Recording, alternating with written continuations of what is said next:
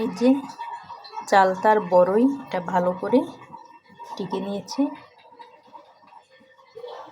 এর ভিতরে এখন আর কোনো দানা দানা অংশ নেই।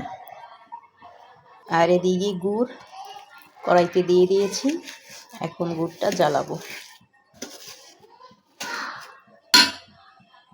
এটা কিন্তু খেজুরের গুড়। এই গুড়টা কিন্তু শহর থেকে কেনা না, এই গুড় গ্রাম থেকে নিয়ে আসছে।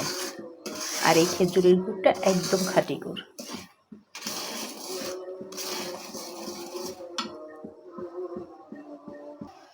এখন এর ভিতরে এই যে গুঁড়াটা দিয়ে দেবো।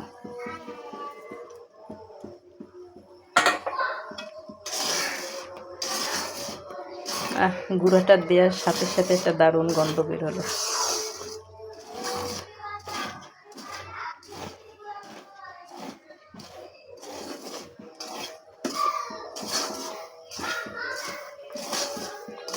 এখন এতে হালকা একটু লবণ দিয়ে দেব, আর কিছুই না।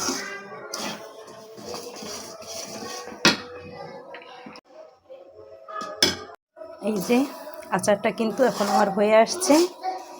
এই আচারটা যে যেভাবে খায়, কেউ শুধু শুধুও খেতে পারে, আবার এটা ভাত, দুধ আর একটু সামান্য আচার নিয়ে মেখেও খেয়ে নিতে পারে।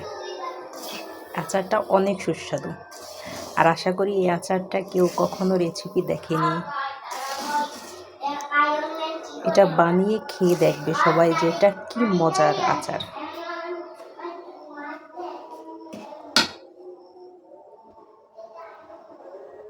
একটা দারুণ গন্ধ বের হয়েছে। এখন আচারটা ঠান্ডা হয়ে গেলে আমি একটি জারে এর ভিতরে রেখে দেব।